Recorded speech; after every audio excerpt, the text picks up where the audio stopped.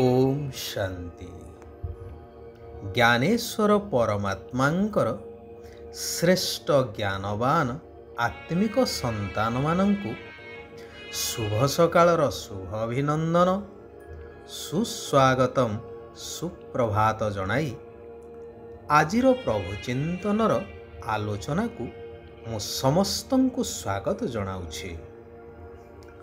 कहा जाए राजा निज राज्य रे ही पूजा पाई थाए, हेले ज्ञानी सारा राज्य रे बा देश विदेश रे पूजा पाई थाए। ज्ञान बिना मानव जीवन ही मूल्यहीन। ताहा कौनसी भी ज्ञान ही थाउ। साधारण रे लोकमानंकर धारणा जे जेउ माने पाठ पढ़िचंती से माने ज्ञानी, परंतु ताहा नुहे। एही कथारू मने पड़े गोपाल प्रहराजंकर पोथी बाईगण कहानी विषय बा विषय वस्तु। पोथीगत विद्या बा ज्ञान एवं व्यावहारिक ज्ञान भितरे अनेक पार्थक्य रही।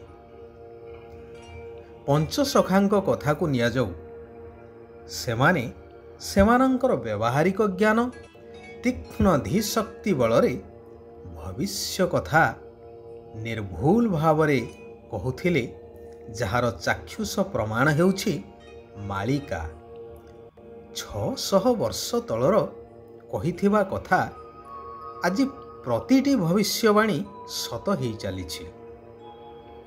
तेणु एथिरु स्पष्ट हुए कि केवल जणे पाठ पढ़िले जे ज्ञानी हो जीव ताहा नुहे। समाज रे दैनंदिन जीवन रे कौनसी भी कार्य को जे दक्षतार सहकारे बिना परिश्रम रे करी देखई थांती, तांकर समस्ते महिमा करी थांती एवं आवश्यक बेले तांकु ही खोजा जाई थाए। बंचिबा पई समस्ते तो खाद्य प्रस्तुत करुछंती एवं खाउछंती, हेले जेउ माने रोषेई रे पारंगम सेही मानंकु ही भोजी आदि रे खोजा पड़ी थाए। इंजीनियर केवल प्लान दे थांती, हेले मिस्त्री बिना इंजीनियरिंग पाठरे प्रैक्टिकल करी देखई थांती, जहा इंजीनियर मध्य करि परिबे नाही। सेथिपाई जणे मिस्त्री अनेक मिस्त्री तैयारी करि पारंती, तांको अनुभव आधार रे बा तांकु कुशली करिवार ज्ञान कौशलर प्रशिक्षण माध्यम रे प्रत्यक्ष रे, जहा द्वारा सेमाने निजे रोजगारक्षम होई परिवार मध्य प्रतिपोषण करिथांती। क्षुद्र गल्पटिए मने पड़े। जणे गुरुंकर 2 जण शिष्य थांती। गोटिए शिष्य विद्या प्रति प्रबल आग्रही, आउ जणे केवल धन प्रति आसक्त थिले, किभली मते केउठारु धन मिली जाऊ। किछि दिन बीतीगला। गुरुंकर अंतिम समय आसन्न प्राय जानी गुरु 2 जन को डाकी पचारिले, तुमे कौन चाह? 2 जन निज निजर इच्छा प्रकाश कले। तहु गुरु विद्या प्रति आग्रही थिबा शिष्य को तांकर समस्त तपशक्ति प्रदान कले, आउ धनर इच्छा रखि थिबा शिष्य को तांको पाखरे थिबा समस्त धन प्रदान कले। समय गड़ी चलिला। धीरे धीरे धन प्राप्त करिथिबा शिष्यर धन शेष होइबाकु लागिला। शेषरे भिक्षुक ब्राह्मण होई भिक्षा करि चलिले। अन्य पक्षरे गुरुंक ठारु ज्ञान एवं तपशक्ति प्राप्त करी अन्य शिष्य जनक अचिरे समस्तंकर प्रिय पात्र होई पारिले। तांकर महिमा देश विदेश रे प्रचारित हो गला, प्रघट हो गला। राजा ए कथा सुनी ତାଙ୍କ ଦରବାରକୁ ସେହି ଶିଷ୍ୟଙ୍କୁ ସାଦର ନିମନ୍ତ୍ରଣ ଦେଇ ଆତିଥ୍ୟ ସ୍ୱୀକାର କରିବା ପାଇଁ ଅନୁରୋଧ କଲେ। ଏହା କହିବାର ଉଦ୍ଦେଶ୍ୟ ହେଉଛି ଯେ ଧନ ଆଜି ଅଛି କାଲି ନାହିଁ, ହେଲେ ବିଦ୍ୟା ହେଉଛି ଅବିନାଶୀ। ତାହା କେବେ ମଧ୍ୟ ଶେଷ ହୁଏ ନାହିଁ, ବରଂ ଯେତେ ବାଣ୍ଟି ଚାଲିବ ତାହା ସେତେ ବଢ଼ି ବଢ଼ି ଚାଲିବ। ତେଣୁ ବାସ୍ତବରେ ଜ୍ଞାନଦାନ ହିଁ ମହାପୁଣ୍ୟ ଅଟେ। ଏହାଦ୍ୱାରା ଅନେକଙ୍କର ଭାଗ୍ୟ ପରିବର୍ତ୍ତିତ ହୋଇଯାଇଥାଏ। ଆଲୋକର ବର୍ତ୍ତିକା ସଦୃଶ ହେଇ ଅଜ୍ଞାନ ଅନ୍ଧକାରରୁ ପ୍ରକାଶକୁ ନେଇ ଆସିଥାଏ। ଏବେ ଏହି କଲ୍ୟାଣକାରୀ ସଙ୍ଗମ ଯୁଗରେ କଲ୍ୟାଣକାରୀ ପରମାତ୍ମା ପିତା ଜ୍ଞାନର ସାଗରଙ୍କ ଠାରୁ ଆମ ଆତ୍ମାମାନଙ୍କୁ ଯେଉଁ ଅବିନାଶୀ ଆତ୍ମିକ ଜ୍ଞାନରତ୍ନ ମିଳୁଛି, ତାହା ଅନ୍ୟମାନଙ୍କୁ ଦାନ କରିବା ଦରକାର। ଏଥିରେ ପ୍ରତିଯୋଗିତା କରିବା ଦରକାର କି ମୁଁ କେତେ ଜଣଙ୍କୁ ଏହି ସତ୍ୟ ଜ୍ଞାନ ପ୍ରଦାନ କରୁଛି। ଯେଉଁମାନେ ଭଗବାନଙ୍କର ଶ୍ରୀମତକୁ ଅର୍ଥାତ୍ ଶ୍ରେଷ୍ଠ ମତକୁ ଭଲ ଭାବରେ ପାଳନ କରିଥାନ୍ତି,